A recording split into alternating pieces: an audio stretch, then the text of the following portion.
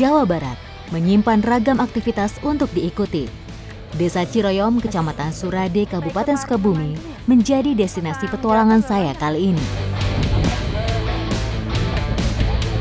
Moro adalah kegiatan berburu yang bukan cuma manusia yang melakukannya, tapi juga bersama anjing. Nah, kira-kira apa yang kita buru? Ikuti jejak saya, jejak petualang. Ayo, Kang! Tablek! Moro, aktivitas berburu hewan liar yang sudah dilakukan sejak lama. Selain menjadi hobi, kegiatan ini juga untuk mengisi waktu luang.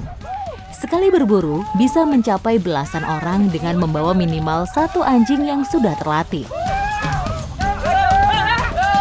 Nah, kita ini masih dalam tahap pencarian jejak untuk mencari hewan buruan kita.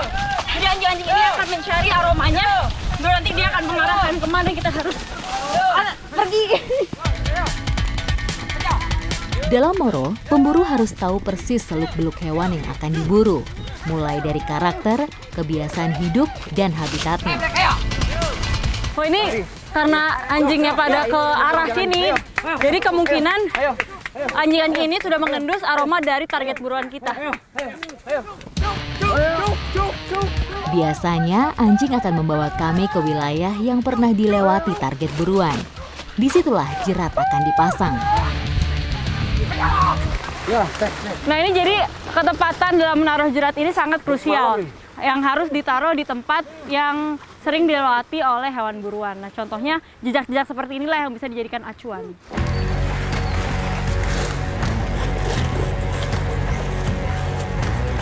Ini walaupun ukuran jeratnya hanya kurang lebih 1,5 meter, tapi bisa menangkap hewan buruan sampai 80 kg. Penggunaan jerat ini memang sangat efisien dan tidak membahayakan ketika berburu. Ya. Jadi setelah jeratnya terpasang, harus kita tutup dengan daun-daun kering dan juga alang-alang supaya tidak terlihat oleh target buruan. Dan jerat ini termasuk sangat efektif untuk menangkap hewan buruan tersebut. Ini karena katanya jeratnya bisa menangkap hewan buruan sampai 80 kg, saya penasaran, harusnya saya bisa masuk dengan mudah. Saya coba masuk kali ya. Sini berarti ya Kang, masuk kayak biasanya. Aduh. Ada.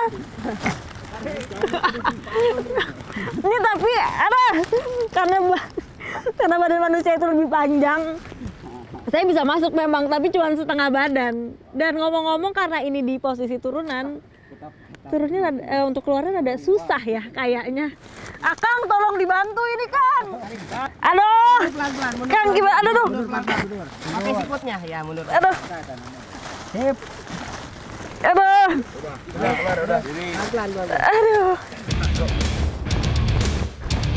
Setelah jerat terpasang, kami bergegas berkeliling hutan.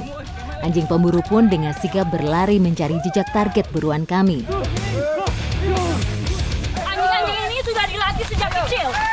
Jadi mereka berani untuk menggiring buruan kita tertangkap, bahkan menangkapnya. Keahlian berburu merupakan warisan secara turun-temurun. Gonggongan anjing pertanda mereka sudah menemukan keberadaan babi. Kami ikut mengejar dan menggiring babi sampai ke arah jerat. Tablek! Ini kalau anjingnya udah lihat targetnya, biasanya langsung kita lepas supaya dia langsung lari ke targetnya. Tablek! Ayo Kang!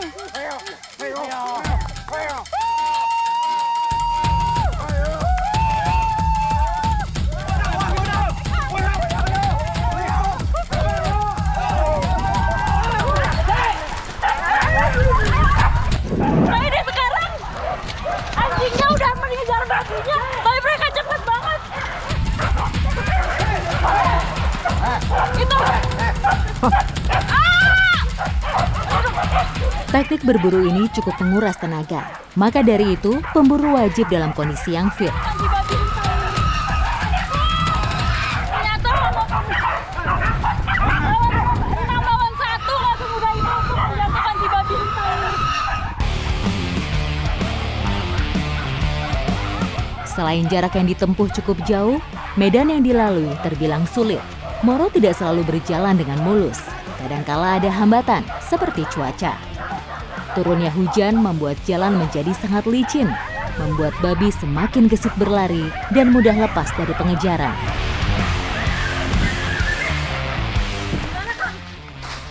jauh sana dalam hutan itu tuh. Aduh.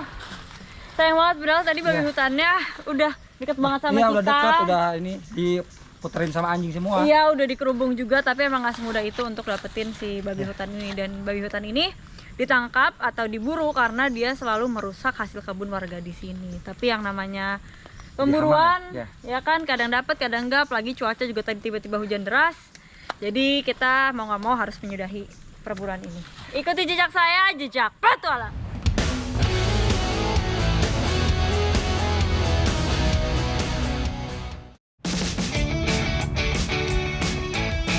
Bicara soal kuliner Sukabumi Selatan tidak pernah ada habisnya. Saya tidak mau ketinggalan mencicipi sajian yang digemari banyak masyarakat. Di Sukabumi Selatan, tepatnya di Desa Mekar Mukti, ada makanan unik nih. Dan sekarang saya mau cari dulu bahan dasarnya bersama Ibu, Teteh, dan adik-adik. Ikuti jejak saya, jejak petualang. Untuk efisiensi waktu, kami berpencar ke setiap sudut sawah.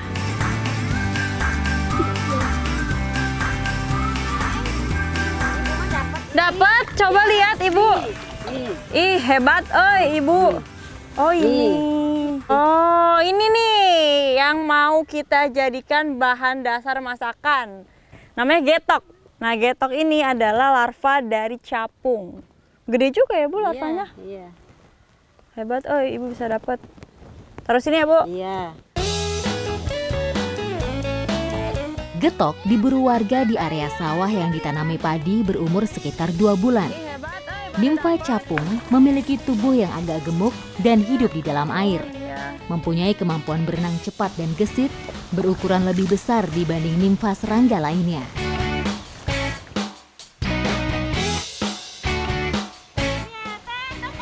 Wah iya, coba lihat Teh.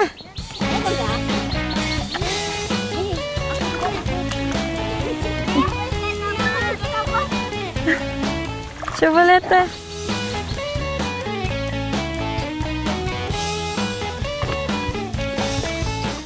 Ini nyari getok ini susah gampang, soalnya dia itu warnanya persis banget sama warna lumpur. Dan kita ngambilnya juga harus ekstra hati-hati, harus pelan-pelan. Pas kelihatan langsung kita ambil dengan cepat, kalau nggak nanti dia kabur. Getok diburu warga pada saat tertentu saja, saat sedang turun ke sawah atau sekedar mengisi waktu luang. Nah, Ibu! Dapet! Aku dapat nih. Getoknya aku dapat. Nah, getok ini biasanya hidup di sawah-sawah yang rada basah seperti sawahnya Teteh ini. Dan kita kalau nyarinya itu harus hati-hati juga. Jadi kita jangan di sela-sela antara si padi-padinya. Jadi kita nggak boleh ngerusak padinya.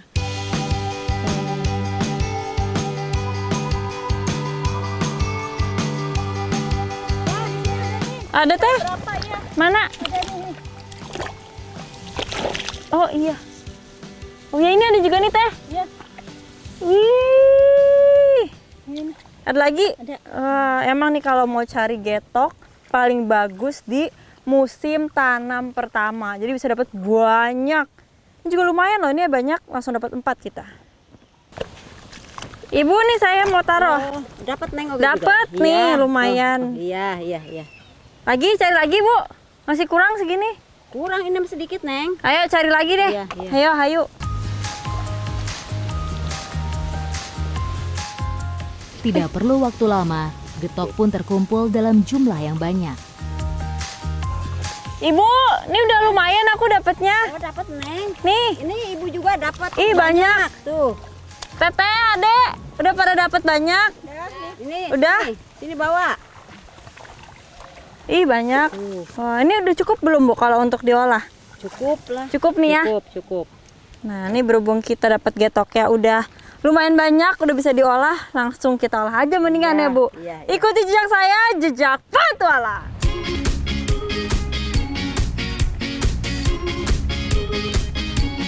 Kalau getok biasanya digoreng kering, kali ini getoknya mau kita oseng dan tentunya nanti ada bahan tambahannya lagi. Ikuti jejak saya, jejak petualang. Getok biasanya diolah dengan digoreng, tapi tidak jarang ada yang mengolahnya dengan menu lain sesuai selera. Oseng getok diolah seperti masakan pada umum lainnya, dengan mencampurkan paduan rempah lalu dimasak bersamaan. Teh, tos halus. Atos. Udah boleh langsung ditumis? Ya boleh. Boleh? Nah ya.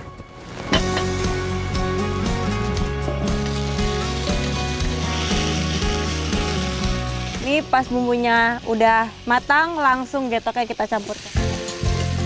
Getok dimasak hingga setengah matang, lalu diberi tambahan sayur lainnya.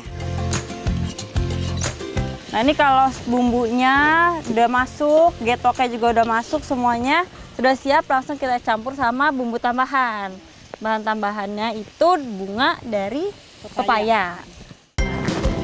Bunga pepaya juga punya banyak manfaat. Dilihat dari kandungan nutrisinya, bunga dengan rasa yang pahit ini kaya akan flavonoid dan antioksidan. Keduanya sangat baik untuk dapat melawan radikal bebas yang dapat menyebabkan berbagai jenis penyakit dalam tubuh. Perpaduan bumbu dan bahan masakan membuat lidah saya penasaran untuk mencicipinya. Nggak butuh waktu lama, oseng getok sudah matang. Berarti sekarang saatnya mencicipi.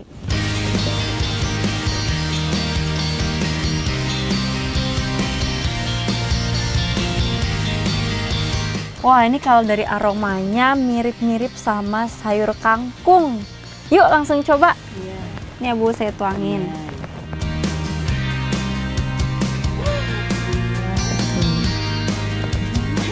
Nah, ini saya mau coba getoknya aja tanpa sayur, tanpa nasinya dulu.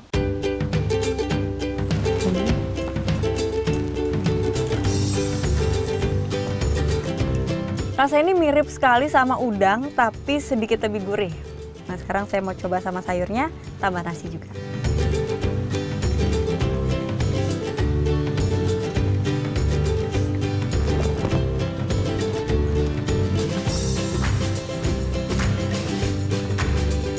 Setelah dicampur sama sayur dan nasinya, ada sensasi berbeda nih dari sayurnya atau dari bunga pepayanya. Ada rasa pahit-pahitnya, tapi justru malah bikin semakin sedap. Getok yang diolah dengan dioseng ternyata tidak kalah enak dengan digoreng pada umumnya. Raos pisan euy. Wah, ternyata di Jawa Barat ini masih banyak sekali sajian-sajian unik yang padahal bumbunya hanya dari rempah-rempah yang sederhana, tapi bisa menghasilkan masakan yang begitu mantap. Ikuti jejak saya, jejak petualang.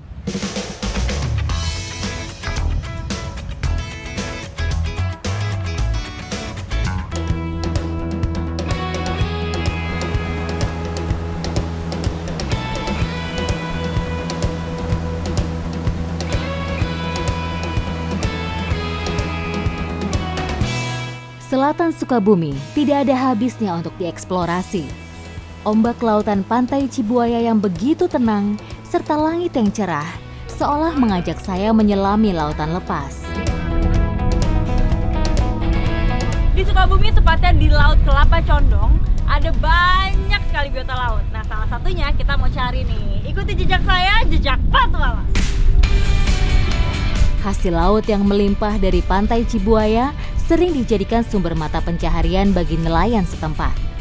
Selain itu, banyak cara tradisional yang masih digunakan agar tidak merusak lingkungan. Teknik menangkap biota laut yang satu ini, kita akan menggunakan teknik spear fishing. Jadi nanti kita menggunakan spear gun, harus mencari dulu, biasanya dia ada di sela-sela karang. Nah, apa tuh kira-kira? Nanti kalau kita udah lihat, langsung kita tembak menggunakan spear gun. Dalam bahasa Inggris, spear berarti ujung tombak dan fishing berarti kegiatan mencari ikan. Ini udah pada siap-siap nih. Emang spotnya udah dekat sini kan? Iya. Udah dekat? Udah dekat. Nah, ini kita udah dekat sama spotnya. Nih akang-akang mau turun dulu supaya ngecek bener spotnya di sini atau enggak. Kalau udah bener, saya langsung siap-siap ikut terjun juga. Secara umum, spear fishing, aktivitas mencari atau berburu ikan dengan menggunakan tombak yang didesain khusus untuk berburu dan dilakukan di kedalaman laut. Di daerah pesisir, teknik ini telah lama dilakukan. Tidak hanya ikan, spear fishing juga efektif dalam mencari biota laut lainnya. Berapa dalam kan ini? Dalam 8 meteran ya? Jadi ini di bawah sini kedalamannya kurang lebih 8 meter. Nanti kita bakal free dive untuk mencari si biota laut yang mau kita cari ini.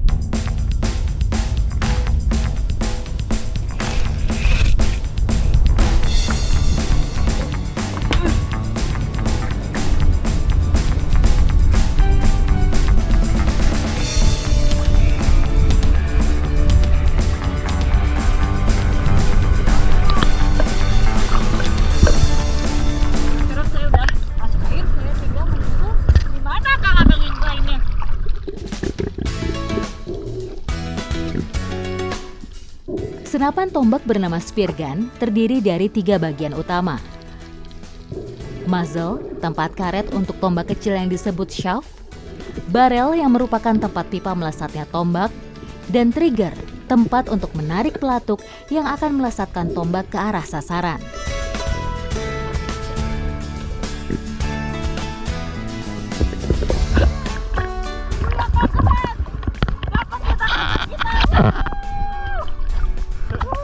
Tadi di bawah dia keluarin aja ya kan. Kayak gitu kalau mau mencari gurita ini harus ekstra teliti soalnya dia memiliki kemampuan untuk kamuflase. Jadi bentuknya dan warnanya bisa. Jadi mirip banget. Waduh nempel. Aduh kan. Ya Allah. Aduh. Akang. Nempel. Biasanya itu. Aduh. Ditemplok gurita dong saya. Spearfishing memerlukan keahlian khusus, bukan hanya keahlian membidik, tapi juga harus ahli freediving untuk menembak target yang berada di perairan agak dalam. Selain hobi, spearfishing juga merupakan olahraga. Nah ini nih pensil kita pakai sarung tangan dan juga baju lengan panjang karena wah kan si gurita ini seneng banget nempel-nempel di tangan kayak gini. Tentakelnya tuh sangat lengket kalau udah kena tangan kayak begini. Gurita merupakan hewan yang hidup hampir di seluruh laut, dari laut tropis sampai kutub utara dan selatan. Hewan ini sudah lama dikenal oleh masyarakat Indonesia, terutama yang bermukim di pantai. Gurita merupakan invertebrata yang digolongkan ke dalam keluarga besar moluska atau hewan bertubuh lunak.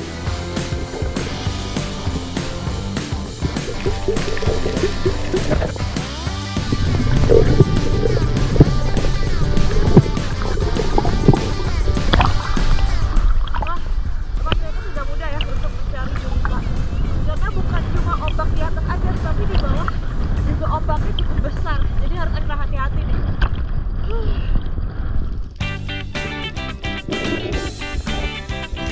Mencari gurita membutuhkan waktu yang cukup lama dan menyusuri beberapa titik lainnya.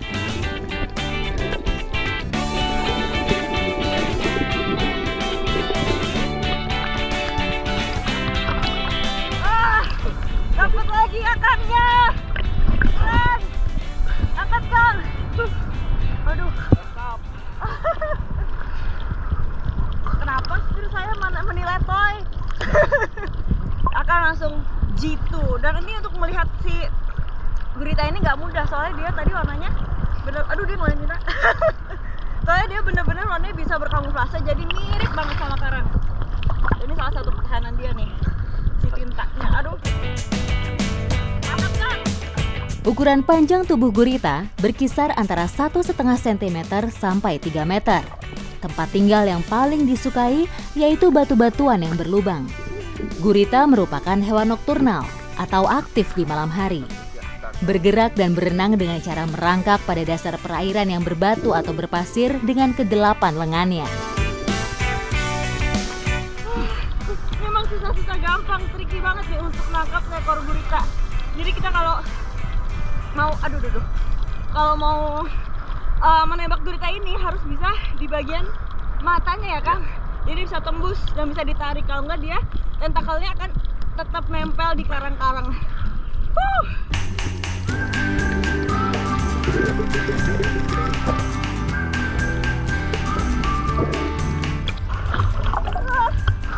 Mantap nih, akangnya dapet lagi.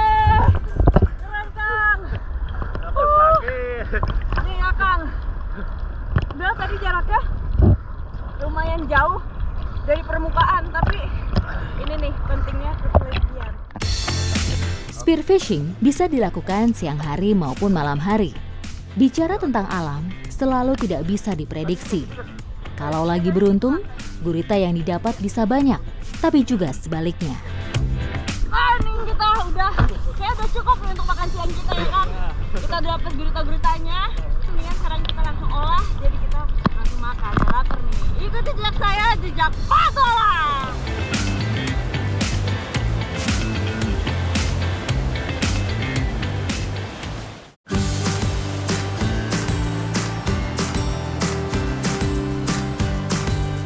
Masyarakat di sini tidak perlu diragukan lagi kelihayannya dalam mengolah makanan, termasuk menu yang akan saya cicipi kali ini. Semur daging, semur ayam mungkin udah biasa. Tapi gimana kalau yang disemur adalah gurita? Ikuti jejak saya, jejak petualang. Gurita, salah satu seafood yang rendah kalori dan rendah lemak, sehingga cocok sekali digunakan sebagai menu diet yang menyehatkan. Sebelum diolah, daging gurita ini dipotong kecil-kecil supaya lebih mudah untuk dicerna. Karena kalau terlalu besar, dikhawatirkan bakal terlalu kenyal, jadi nanti susah untuk dikunyah. Semur gurita dicampur dengan bumbu yang sudah dihaluskan, tentunya dengan beragam rempah yang menghasilkan cita rasa luar biasa.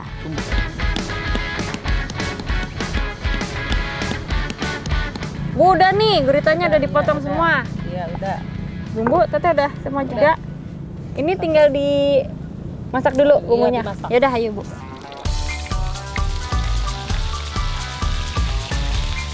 Gurita merupakan sumber kalsium, kalium, fosfor, dan selenium.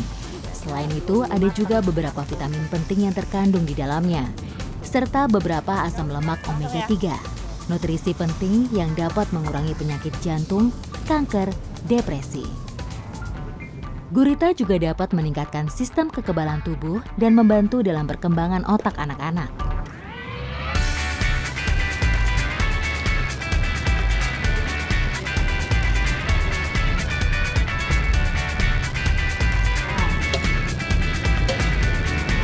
Ini berapa Bu, ini udah harum banget. Iya. Udah mateng ini? Ya udah. Udah boleh makan? Boleh. Teh, Akang, ayo.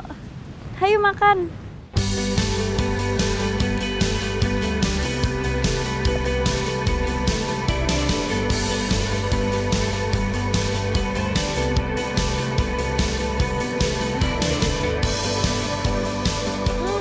Semur gurita ini emang paling enak dimakan hangat-hangat seperti ini. Apalagi kita habis kedinginan, free diving berjam-jam. Wah, ini sih udah paling mantep pisan.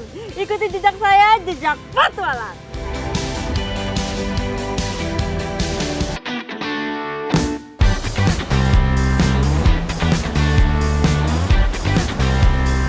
Kecamatan Surade tidak hanya menyimpan ragam aktivitas masyarakatnya, tapi panorama alamnya.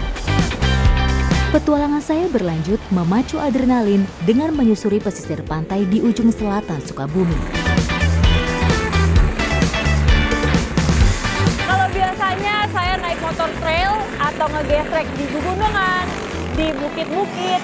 Kali ini saya mencoba di pesisir pantai, melewati pasirnya, ngelewatin air lautnya. Emang memberikan sensasi tersendiri, baik dari obstacle-nya, kesulitannya, dan juga keindahannya, Pak.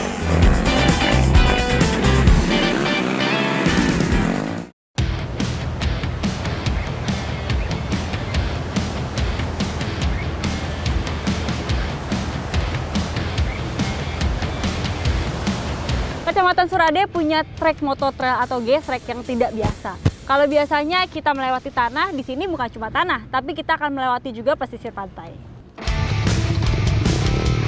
Aktivitas grass trek motor merupakan salah satu jenis aktivitas sepeda motor yang bisa terbilang cukup ekstrim.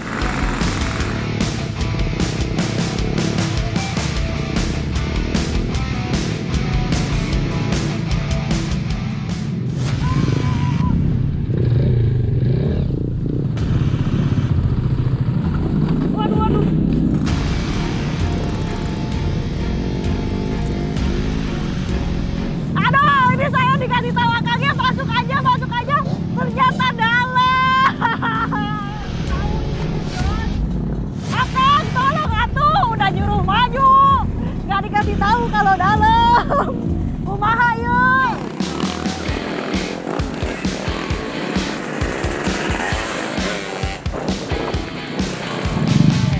Tertipu. Tertipu, ini saya harus buka sepatu dulu nih, karena sepatu saya penuh dengan air. Sekilas grass trek terlihat sama dengan motor cross. Perbedaannya terletak dari motor yang digunakan. Pada grass trek, motor harus dilakukan modifikasi ulang di berbagai bagian, sehingga layak dan aman saat digunakan. Perlengkapan rider menjadi syarat utama untuk menjamin keamanan serta keselamatan saat berkendara.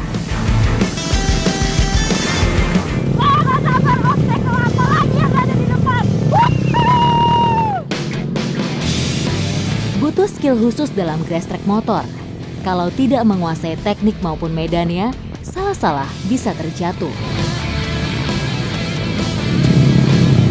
Walaupun jalan ini full berpasir, tapi jangan salah.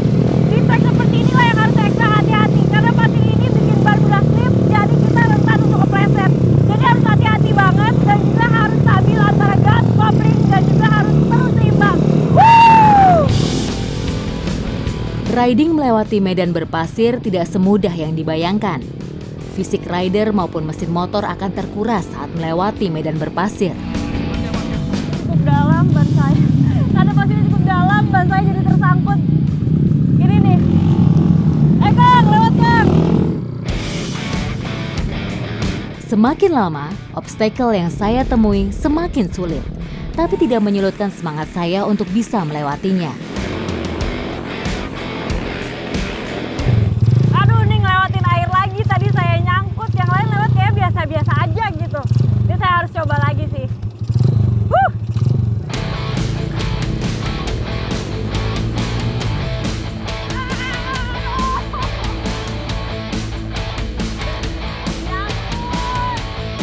Ini nih asiknya kalau naik motor trail atau gas trek bareng-bareng. Jadi kalau ada yang nyangkut seperti ini, ada yang membantu.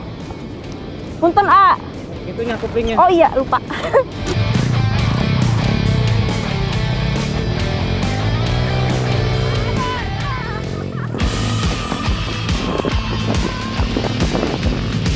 Panorama alam yang memanjakan mata membuat kami terasa cepat sampai tujuan. Saya beruntung bisa menjajal keseruan grass track motor di medan berpasir. Lelah, kesulitan melewati obstacle, semuanya habis hilang karena melihat keindahannya sunset di pantai apa kan namanya? Minajaya. Ikuti jejak saya, jejak petualang.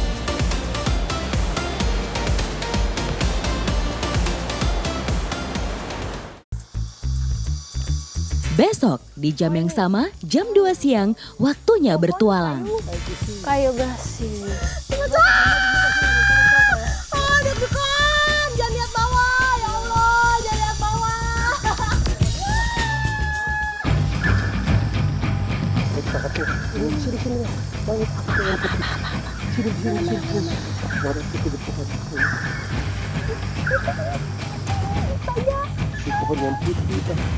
Itu ininya, sarangnya bukan. Hanya tempat ini main. Jadi sekarang saya lagi di pantai Bone Marembe. Ini bapak-bapaknya lagi siap-siap untuk panah ikan.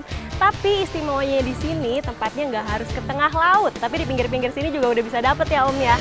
Biasanya kalau misal ikan-ikan itu ngumpetnya tuh di karang-karang. Jadi memang nyarinya harus ke bawah, harus lihat di karang-karangnya dengan jeli.